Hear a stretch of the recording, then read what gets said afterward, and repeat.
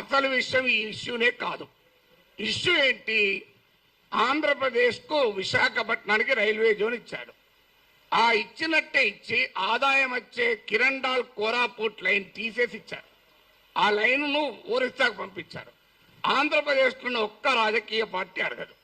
నా పైన గంట సేపు డిబేట్ పెట్టే టీవీ ఛానల్ కూడా అడగవు. విచిత్రం ఏంటంటే, అయ్యా మరి ఈ రైల్వే జోన్ ఇచ్చారు, ఆదాయాన్ని ఇచ్చేదాన్ని తీసుకువెళ్ళి ఒరిస్సాలో కలిపారు, ఇది అన్యాయం కదా అని ఒక్కరు అడగలే. నాగేశ్వర్ పైన 1 hour డిబేట్ పెట్టిన వాళ్ళకు ఆంధ్రప్రదేశ్ ప్రజల కోసం అవసరమైన ఈ ఒక్క టాపిక్ మీద ఎందుకు డిబేట్ పెట్టరు? ఆన్సర్ లేదు.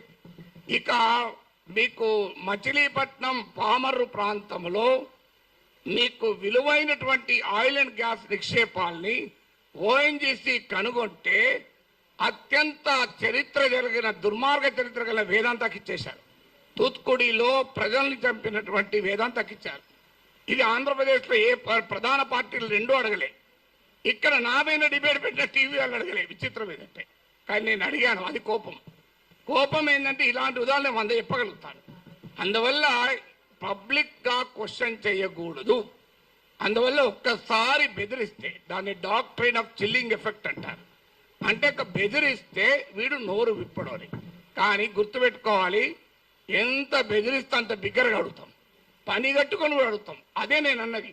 అదే అని యుద్ధం మీరు మొదలు పెట్టారు, నేను ముగిస్తాను అన్నారు. మళ్ళీ దాన్ని పెట్టుకొని యుద్ధం చేస్తావట అంటారు. అయ్యా నేను ఏమన్నా అందులో క్లియర్గా నా ప్రజా సమస్యల పైన అన్నా.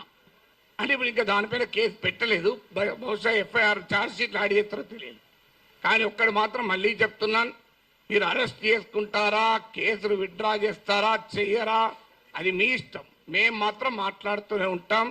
We will die but we will not give up our right to free speech అనేది మా మాట.